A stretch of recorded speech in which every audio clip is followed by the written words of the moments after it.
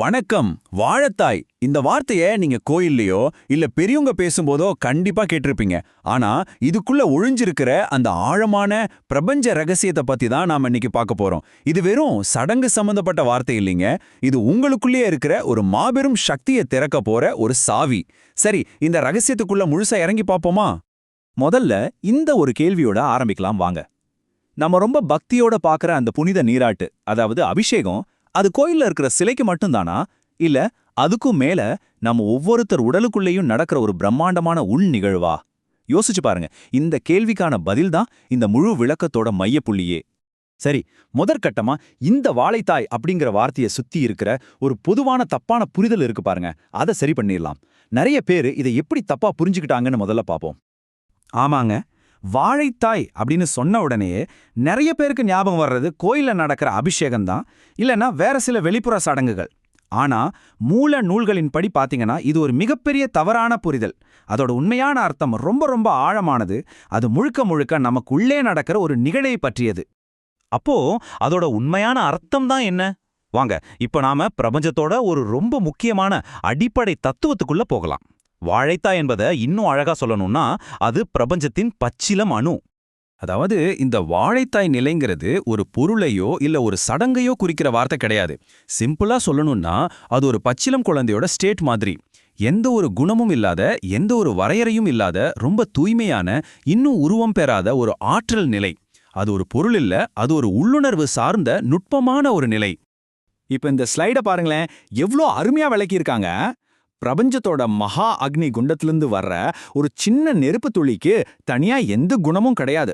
அது காத்துல இருக்கிற அணுக்களோட சேரும்போது தான் அதுக்கு ஒரு வடிவம் கிடைக்குது, சரிதானே?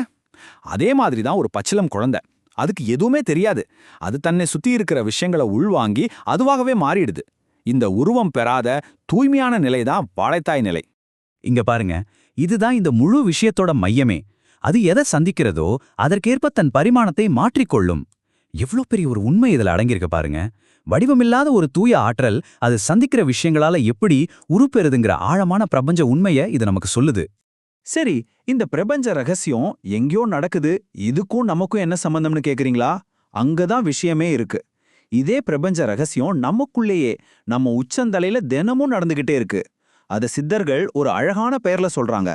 ஆமாங்க, நம்ம உச்சந்தலையில இருக்கிற சுரப்பிகள்ல இருந்து வெளியாகிற அந்த சூட்சுமமான ஆற்றலை தான் சித்தர்கள் அக்னி ரூபம்னு சொல்றாங்க. அதாவது அந்த பிரபஞ்ச நெருப்பு துளிக்கு ஈக்குவலான ஒரு பவர் நம்ம ஒவ்வொருத்தருக்குள்ளேயும் இருக்கு. இது எப்படி வேலை செய்யுதுன்னு பார்க்கலாமா? ரொம்ப சிம்பிள், ஆனா ரொம்ப பவர்ஃபுல்லான ஒரு ப்ராசஸ் இது.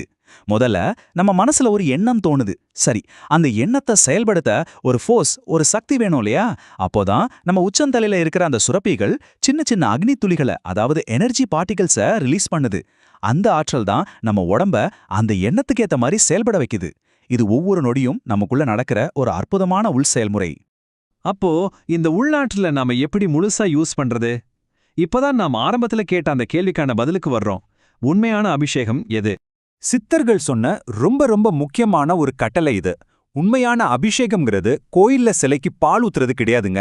அது உங்களுக்குள்ளேயே சுரக்கிற இந்த அக்னி துளிகளால உங்க முழு உடலையும் நீங்களே நீராட்டிக் கொள்வதுதான். இதுதான் சித்தர்கள் நமக்கு சூக்ஷ்மமா கத்துக் கொடுத்த ஒரு பெரிய ரகசியம். இந்த பவர்ஃபுல்லான பயிற்சியை எப்படி செய்யணும்னு பாருங்க. கோவில்ல அபிஷேகம் நடக்கும்போது, இல்லைன்னா நீங்க அமைதியா தியானம் பண்ணும்போது மெதுவா கண்களை மூடிக்கோங்க. உங்க கவனத்தை முழுசா உங்க உச்சந்தலைக்கு கொண்டு போங்க. அங்கிருந்து அந்த அக்னி துளிகள் அப்படியே ஊறி ஒரு அருவி மாதிரி உங்க உடம்பு முழுக்க பாய்ந்து உங்க ஒவ்வொரு செல்லையும் நனைக்கிற மாதிரி மனசால பாவனை பண்ணுங்க. இதுதான் உண்மையான சக்தி வாய்ந்த உள்ளபிஷேகம். சரி, இந்த உள்முக பயிற்சியை நம்ம தொடர்ந்து செஞ்சா என்ன ஆகும்? இது வெறும் ஒரு பயிற்சி மட்டும் கிடையாதுங்க.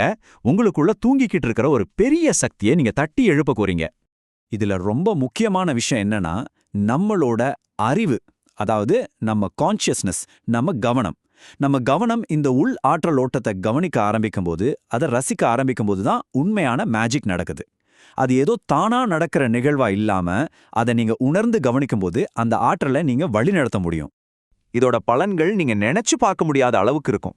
இந்த உள் அபிஷேகம் உங்க உடம்புல இருக்கிற தீராத வியாதிகளை கூட குணப்படுத்தும் ஆற்றல் கொண்டது. உங்களுக்குள்ள ஒளிஞ்சிட்டு இருக்கிற மகா சக்திகளை இது வெளிக்கொண்டு வரும். உங்க முழு உடலையும் உள்ள இருந்து தூய்மைப்படுத்தும். வெளியில சந்தோஷத்தையும் சக்தியும் தேடுறதை நிறுத்திட்டு உள்ள கவனிக்க வைக்கும். கடைசியா உங்களையே ஒரு மாபெரும் சக்தியா இது மாத்தும். சோ இந்த முழு விளக்கத்தோட சாரம் இதுதான். வாழைத்தாய்ங்கிறது வெளியில இருக்கிற ஒரு சடங்கு இல்ல, அது உங்களுக்குள்ளேயே பிறக்கிற உருவமில்லாத ஒரு தூய ஆற்றல் நிலை. இனிமே வெளியில தேடிக்கிட்டு இருக்கிறத நிறுத்திட்டு உங்களுக்குள்ளேயே சுரக்கிற இந்த அக்னி துளிகளை, இந்த உள் சக்தியை உணர்ந்து அனுபவிக்க நீங்க தயாரா? இந்த ஒரு கேள்வியோட உங்களை சிந்திக்க விட்டு இந்த விளக்கத்தை நான் முடிச்சுக்கிறேன்.